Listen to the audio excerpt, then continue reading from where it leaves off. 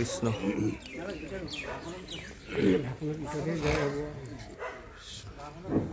জয় ভাষণ পৰম শ্ৰদ্ধাভাজন আজি এই পবিত্ৰ সময়ত কৃষ্ণ মুক্তিৰ এটা আঞ্চলিকৰ বাৰ্ষিক ৯৬ সংখ্যক বাৰ্ষিক অধিৱেশনৰ এই ধৰ্মধ্বজা উত্তোলন ক্ষেত্ৰত উপবিষ্ট পাক বান্ধৱ আই মাতৃসক যুৱক যুৱতীসকল আৰু কণ কণ মহিলাহঁত ধ্বজাৰ উত্তোলনৰ পিছত যিহেতু দুআষাৰ বক্তৃতা ৰাখিব লাগে ইয়াৰ বাধ্যবাধকতা আছে গতিকে আমি বক্তৃতা ৰাখিব বিচাৰিম গুৰুজনাক স্মৰণ কৰি শ্ৰীমন্ত শংকৰ হৰি ভকতৰ জনাজন কল্পতৰু তাহান্ত বিনাই নাই নাই নাই নাই আমাৰ পৰম গুৰু তাহান্ত বিনাই নাই নাই আমাৰ পৰম গুৰু সেই পাপ বান্ধৱ আই মাতৃসক যুৱক যুৱতীসকল আমি যি ভাগ ধ্বজা এতিয়া ইতিমধ্যে উত্তোলন কৰিলোঁ সেই ধ্বজাভাগ অসম শ্ৰীমন্ত শংকৰদেৱ সংঘই ব্যৱহাৰ কৰা এখন নাম ধৰ্মৰ ধ্বজা এই ধ্বজাভাগ আপোনালোকে দেখিছে এখন পবিত্ৰ কাপোৰ বগা কাপোৰত ইয়াত লৈছে এই বগা কাপোৰে কি বুজাইছে আমাক পবিত্ৰ অন্তৰৰ সৈতে আমাক ইয়াত থিয় হৈ আমি তেওঁৰ গুণ নাম শ্ৰৱণ কীৰ্তন কাৰণে প্ৰতিজ্ঞাবদ্ধ হৈছোঁ আৰু ইয়াৰ বাউণ্ডেৰীত কি আছে গোটেই সীমাত আছে আমাৰ সেউজীয়া এটা পাৰি এই সেউজীয়া পাৰিটোৱে কি বুজাইছে শান্তিৰ প্ৰতীক বুজাইছে আৰু তাতে ইয়াত আমাৰ শংকৰদেৱ গুৰুজনাক প্ৰকাশ এনেধৰণে কৰিছে শংকৰ হৰি ভকতৰ জনাজন কল্পতৰু তাহান্ত বিনাই নাই নাই আমাৰ পৰম গুৰু সেইদৰে আমাৰ পৰম গুৰু এই গুৰুজনাক আমি ধ্বজাত সন্নিৱিষ্ট কৰিছোঁ আৰু তাতেই আমি প্ৰতিজ্ঞাবদ্ধ হৈছোঁ এই হৰিনামত একশৰণ হৰিনামত আমি একনিষ্ঠভাৱে সৈতে এই হৰিনাম ল'ম বুলি আমি আজি প্ৰতিজ্ঞাবদ্ধ হৈছোঁ ইয়াতে আমি দেখিবলৈ পাইছোঁ এবাৰ ভক্তিৰ প্ৰদীপ শংকৰ স্বৰূপে হৰি নিজৰ অংশীৰ ভকতি প্ৰদীপ জ্বলাই থৈলা মাধৱ স্বৰূপে হৰি তাতে তৈল্যবন্তী দিয়া অজ্ঞান অন্ধাৰ দূৰ কৰিলা এই প্ৰদীপভাগো ইয়াতেই সংযোজন কৰিছে আৰু সেয়েহে আমি আজি এই ধ্বজাৰ তলত প্ৰতিজ্ঞাবদ্ধ হৈ এখন নাম ধৰ্মত আমি একনিষ্ঠ হৈ আমি যাতে সদায় এই ধৰ্মত একান্তভাৱে সৈতে আমি পালি যাব পাৰোঁ তাৰে আমি প্ৰতিজ্ঞাবদ্ধ ইয়াত আমি খাৰা হৈছোঁ কৃষ্ণ আমি এতিয়া আমি এই শংকৰদেৱ গুৰুজনাই যি আমি শংকৰদেৱক ইয়াত প্ৰতিষ্ঠা কৰিছোঁ এই শংকৰদেৱ গুৰুজনাইনো কি ধৰ্ম প্ৰতিষ্ঠা কৰিলে আমিনো কি কৰিবলৈ ইয়াত ওলাইছোঁ বা আমি ক'ৰ পৰা আহিছোঁ আমি কি কৰিছোঁ এই কথাখিনিকে অকণমান আগ ধৰিব বিচাৰিছোঁ কৃষ্ণ আদি সত্যযুগে শুদ্ধ ধৰ্ম আছিল একমাত্ৰ হৰিনাম দেৱ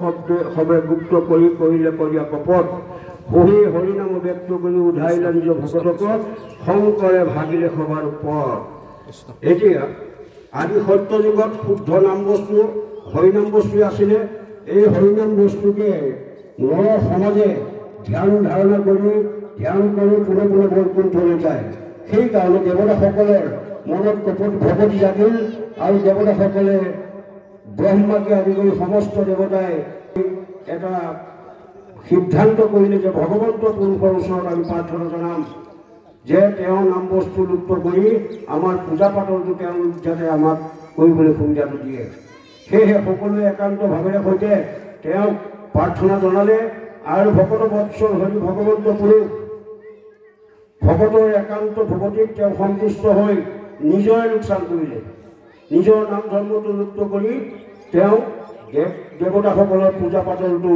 আগবঢ়াই দিলে যে তোমালোকে যি মনৰ বাঞ্ছাৰে কামনা কৰিছা মই সেইখিনি হ'বৰ কাৰণে মই তোমালোকক আশীৰ্বাদ দিলোঁ কিন্তু দেৱতাসকলে ক'লে যে তুমিতো এনেকৈ আমাক বৰটো দিছা সঁচা কিন্তু নৰ সমাজে বা পূজা কৰে নে নকৰে তেতিয়া ভগৱন্ত পুৰুষে ক'লে মই ইয়াৰ পিছতেই মই এতিয়া ৰাম ৰূপে সৈতে মই নিজেই ৰজা ৰূপে অৱতাৰ গ্ৰহণ কৰিম আৰু পূজা পাতল তোমালোকৰ পূজা পাতল সমস্তখিনি কৰি মই তেতিয়া নৰ সমাজে তোমালোকক পূজা পাতল কৰিব। চাওক ভগৱন্ত পুৰুষ কেনেকুৱা পুৰুষ। এই ভগৱন্ত পুৰুষে নিজৰ সমস্ত লোকচান কৰি হ'লেও দেৱতাসকলক পোহপাল দিবৰ কাৰণে ভকতিৰ কাৰণে তেওঁলোকক সেই বৰটো দি নিজৰ লোকচান কৰিলে আৰু তেওঁ আহি অৱতাৰ গ্ৰহণ কৰি সেইধৰণে পূজা পাতলবিলাক কৰিবলৈ ব্যৱস্থা কৰিলে। সেইভাৱ সমস্ত এই ভগৱন্ত পুৰুষৰ পৰাই আমি আহিছোঁ সকলো। মাধৱদেৱ পুৰুষে লিখিছে, হে কৃষ্ণ কৃষ্ণ নাথকা পৰিত্ৰাণ তৰুণাও গুৰি আছে নাহিকে জ্ঞান, যে আমি এই তৰুৰূপী নাওখন এই দেহটো আমি যে ভগৱন্ত পুৰুষৰ ব্যাস পুৰুষৰ পৰা আমি আহিছোঁ এই কথাটো কিন্তু আমাৰ অনুমান নহয়। আমি ভাবিব লাগে মাধৱদেৱ পুৰুষে সেইকাৰণে জনাইছে সেই তৰুৰূপী নাওখন আমি ভগৱন্ত পুৰুষৰ পৰা আহিছোঁ, তেওঁ আমাৰ পিতা, আমি তেওঁক পূজা পাতল সেৱা শুশ্ৰূষা কৰিব লাগে, তেওঁক ভকতি কৰিব লাগে, তেতিয়াহে আমি এই মায়া সংসাৰৰ পৰা তৰণৰ ৰাস্তাটো পাম। গতিকে আমি ভগৱন্ত পুৰুষৰ এই সেৱা শুশ্ৰূষাৰ কাৰণেই নাম ল'বৰ কাৰণেই আমি আজি এটা সমবেত হৈছোঁ। সজ সংগ অনুসৰা শ্ৰৱণ কীৰ্তন কৰা পৰিহৰা পাখণ্ড আচাৰ, এই পাখণ্ড আচাৰ আমাৰ দেহতে আছে।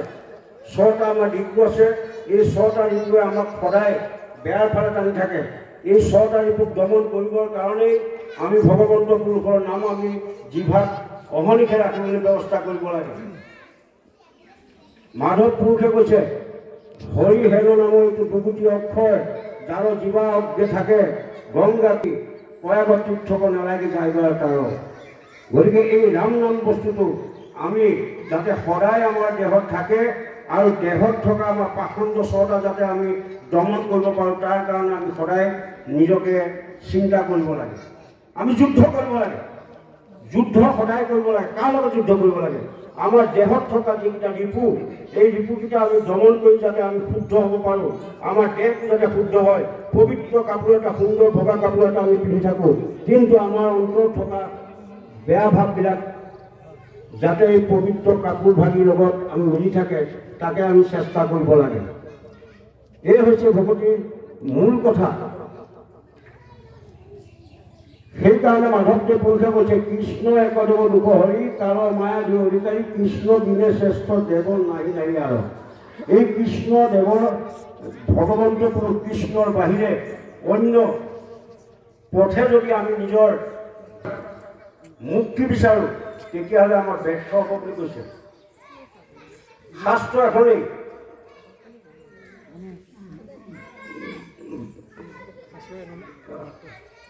শাস্ত্ৰ এভাগেই, কৃষ্ণৰ মুখেদি যি শাস্ত্ৰ প্ৰকাশ কৰিছে সেই শাস্ত্ৰৰ উত্তম গীতা ভাগৱত, ধৰ্মৰ উত্তম নাম, দেৱৰ উত্তম দৈৱকী নন্দন, চৰণে কল্পৰ নাম। আমাৰ মাধৱদেৱ পুৰুষে গোটেই কথাখিনি ইয়াত ভাঙি পাতি ধুনীয়াকৈ কৈ দিছে, ভাগৱতৰ তত্ত্ব কথা কৈছে। চাওক, শংকৰদেৱ গুৰুজনা এনেকুৱা বিচক্ষণ পণ্ডিত, তেখেতে এনেকুৱা গুৰু যিজন গুৰুৱে নেকি ভাৰতৰ সমস্ত গুৰুবিলাকৰ ভিতৰত এই শৰণ তত্ত্বটো বাহিৰ কৰি আনিছিল মাত্ৰ শংকৰদেৱে।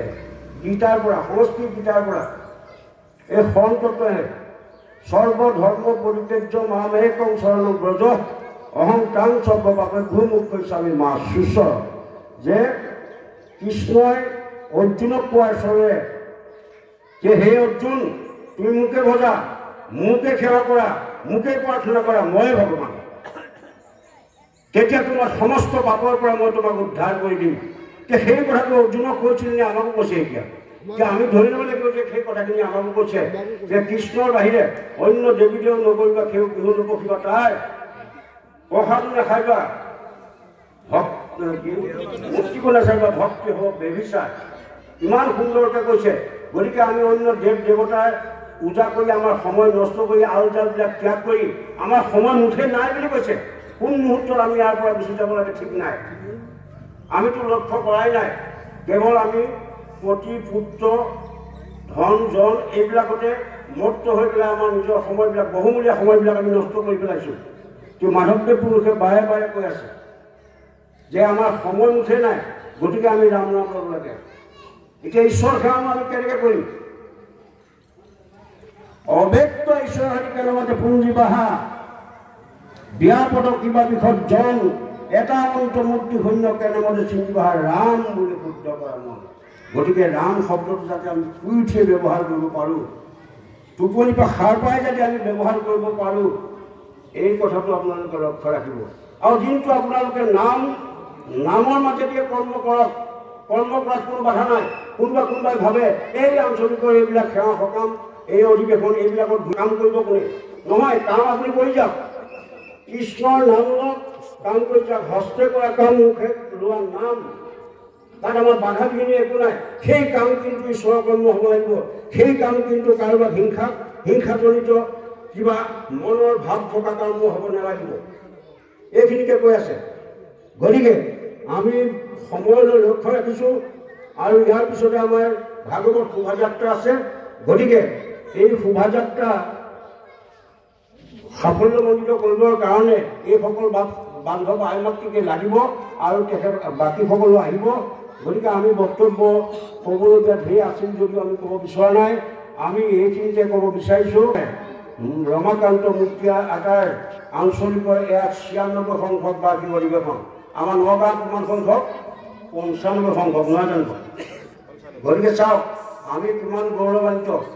আমাৰ সঁচাকৈ ভাগ্য ভাল। আমাৰ এই মুক্তিয়াটা আঞ্চলিক বৰ পুৰণা আঞ্চলিক, আমাৰ 96 বছৰ হৈছে। আপোনালোকে পাহৰি নাযাব। অনেক ধৰণৰ বিলাই বিপত্তি বা অনেক ধৰণৰ হেঁচা আহিব, কিন্তু কোনেও যাতে এই মূল কথাটো কোনেও পাহৰি নাযায়, তাৰ বাবে আমি ভগৱন্তৰ ওচৰত আমি প্ৰাৰ্থনা জনাইছোঁ। আপোনালোকেও চেষ্টা কৰিব। আৰু আজি এই ধৰ্মধ্বজাৰ তলত আমি ভগৱন্ত পুৰুষৰ ওচৰত প্ৰাৰ্থনা কৰিছোঁ, আগন্তুক দিনসমূহত যাতে আমি তেওঁৰ গুণনাম শ্ৰৱণ কীৰ্তন কৰিয়েই আমি সুকলমে এই মায়া সংসাৰৰ পৰা পাৰ হৈ যাব পাৰোঁ। এইখিনিকে ভগৱন্তৰ চৰণত প্ৰাৰ্থনা কৰি আমাৰ বক্তব্য সামৰিব বিচাৰিছোঁ। কৃষ্ণ সত্য